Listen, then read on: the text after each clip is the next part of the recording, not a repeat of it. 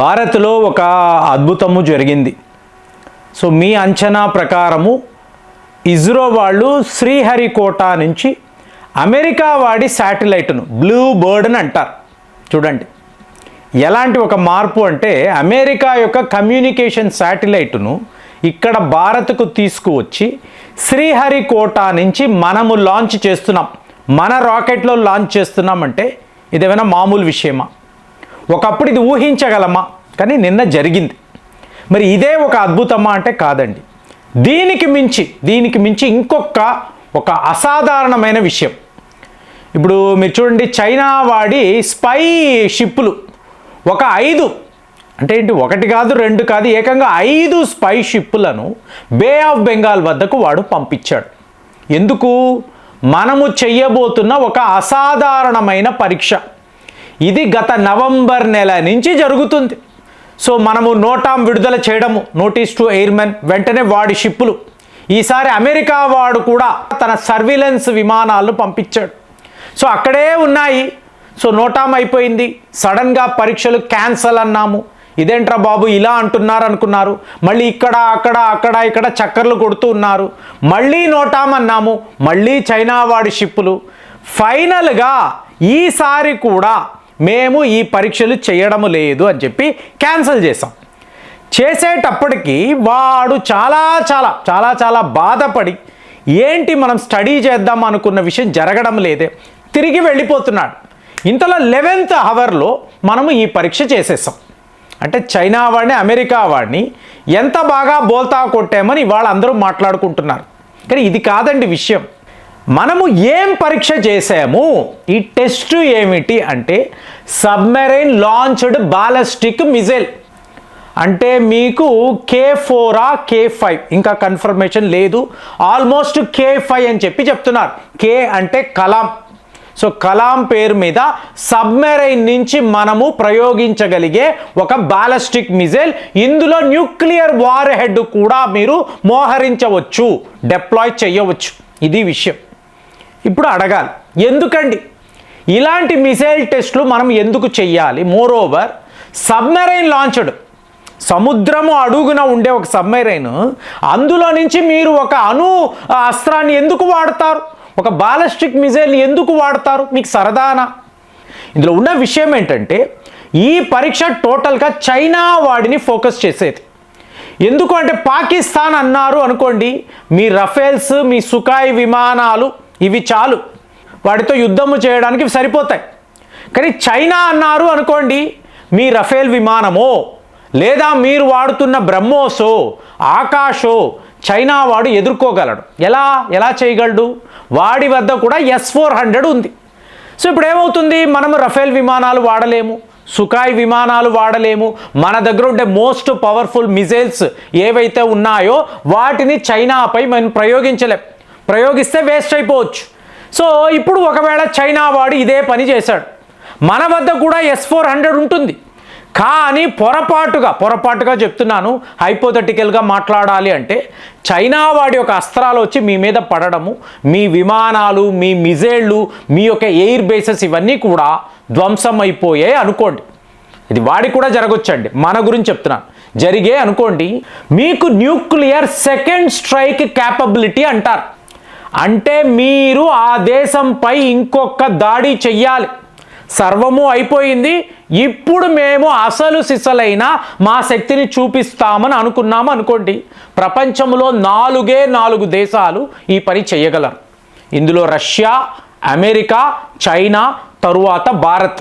అంటే second nuclear strike capability. So సడన్గా సముద్రం నుంచి మన అణు అస్త్రాలు శత్రువుల మీదకి వెళుతుందండి. ఇది ఎలా చెప్తారంటే, ఒక సబ్మెరైన్ ఉంది, ఈ సబ్మెరైన్ అనేది వైజాగ్ దగ్గర ఉందా, లేదా కోల్కతా వద్ద ఉందా, తైవాన్ దాకా వెళ్ళిపోయిందా, ఎవరికి తెలియదు. ఎందుకు? ఇవన్నీ కూడా Arihant class nuclear submarines. So మన వద్ద ఉండే టాప్ క్లాస్ న్యూక్లియర్ సబ్మెరైన్స్.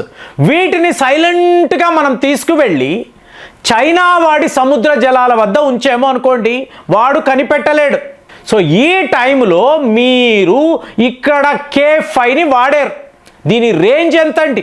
ఇప్పుడు మనము పరీక్ష నిర్వహించాం చూసారా, దీని రేంజ్ ఏకంగా 3500 కిలోమీటర్లు. అంటే మెయిన్లాండ్ చైనాను కూడా చాలా ఈజీగా మీ వద్ద ఉండే ఈ బాలిస్టిక్ మిసైల్తో, న్యూక్లియర్ బాలిస్టిక్ మిసైల్తో మీరు కొట్టగలరు. సో ఇదే చైనా వాడి భయం. వాడు ఏకంగా యునైటెడ్ నేషన్స్కి వెళ్ళాడు. భారత్ చేస్తున్న ఈ పరిశోధనలు మీకు ఐక్యరాజ్య సమితి యొక్క రూల్స్ని అధిగమిస్తున్నాయి, వాళ్ళ మీద చర్యలు తీసుకోండి అని చెప్పి చైనా వాడు కంప్లైంట్ ఇచ్చాడు. అగ్ని సిరీస్లో కూడా ఇది చేశాడు. అంటే వాడికి తెలియకుండా ఒక భయం, మనము భారత్తో యుద్ధము చేస్తే వాళ్ళు ఇలాంటి అస్త్రాలను వాడగలరు, అంటే మనము వాడగలమని వాడు అనుకోవచ్చు, కానీ డ్యామేజ్ జరుగుతుంది కదా. సో ఇప్పుడున్న పరిస్థితుల్లో చైనా వాడు ఈ స్థాయిలో నష్టపోయాడు అనుకోండి, భారత్తో ఒక యుద్ధము డైరెక్ట్ కాన్ఫ్లిక్ట్ అనుకోండి, వాడు ఏ స్థాయిలో మీకు లాస్ అవుతాడు. సో ఇదంతా ఆలోచించుకొని మనల్ని ఆపాలి, మన మీద సర్విలెన్స్ పెట్టాలి, స్పయింగ్ చేయాలి, ఎలాంటి అస్త్రాల మీద మనం పరీక్షలు చేస్తున్నాము, దీని యొక్క రేంజ్ ఎంత, ఇదంతా తెలుసుకోవడానికి వాడు ఎప్పుడూ కూడా రెడీగా ఉంటాడు. వాడి స్పై షిప్పులతో రెడీగా ఉంటాడు.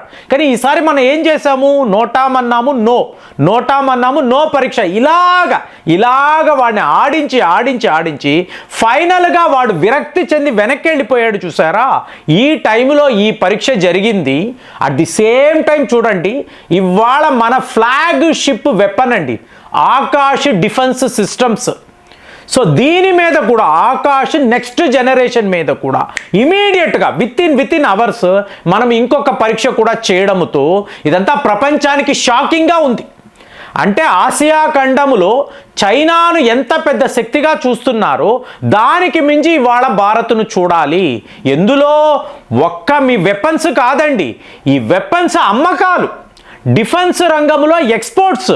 సో ఇక్కడ భారత్ ఎలాంటి వెపన్స్ను తయారు చేస్తున్నారు, ఏ దేశాలకు అమ్ముతున్నారు, చైనా వాడు చెయ్యలేని పని భారత్ ఎలా చెయ్యగలుగుతుంది, ఏముంది, క్వాలిటీ, అద్భుతమైన క్వాలిటీ, చాలా చవక ధరకు ఇవ్వడం, ఈ రెండిటినే తారక మంత్రంగా పెట్టుకొని ఇవాళ మన డిఫెన్స్ ఎక్స్పోర్ట్స్ ఉన్నాయి. ఇదంతా చైనా వాడికి ఏ స్థాయిలో దెబ్బ అంటే మీకు ఒక 5 ఏళ్లలో సర్వము మారిపోయిందండి, మీకు మొత్తం మారిపోయింది. మేమే అనుకున్న అమెరికా చైనా వాళ్ళు ఇవాళ భారత్ను చూసి భయపడే పరిస్థితి. సో ఇందులో రష్యా వాళ్ళ కాంట్రిబ్యూషన్ ఎంత చెప్పినా తక్కువే.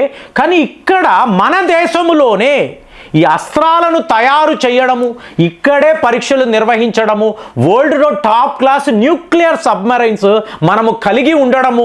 సో ఇదంతా చూసినప్పుడు భారత్ చాలా ఎదిగింది.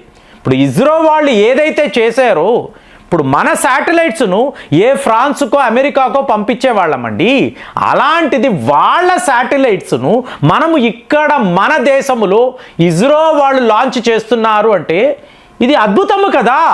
వాడికి ఎంత ఖర్చు అవుతుందండి, వేల కోట్లలో ఖర్చు పెట్టి వాడు ఇక్కడ దాకా తేవాలంటే మీ మీద ఎంత నమ్మకం ఉండాలి. అంటే మీ టెక్నాలజీ ఏ స్థాయిలో ఉంటే, మీ స్పేస్ ప్రోగ్రామ్ ఎంత గొప్పగా ఉంటే అమెరికా లాంటి దేశము మనల్ని నమ్మి అంతటి ఒక శాటిలైట్ను తీసుకొస్తారు. అది అయిపోయిందా అంటే డిఫెన్స్ రంగంలో చైనా కన్నా మించిన అస్త్రాలను ఇవాళ మనం తయారు చేస్తున్నాము.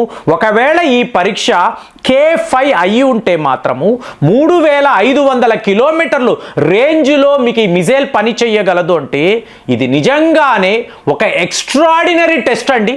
ఎందుకంటే ఇప్పటి వరకు 800 కిలోమీటర్ల రేంజ్ వరకే మనకు ఉంటుంది, కానీ ఈరోజు మనము ఏకంగా 3000 కిలోమీటర్లు దాటేశాము. కాబట్టే 3000 కిలోమీటర్స్ నోటామ్ అనేది మనం విడుదల చేశాము.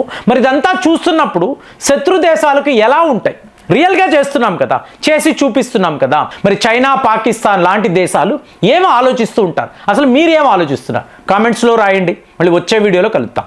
జై హింద్.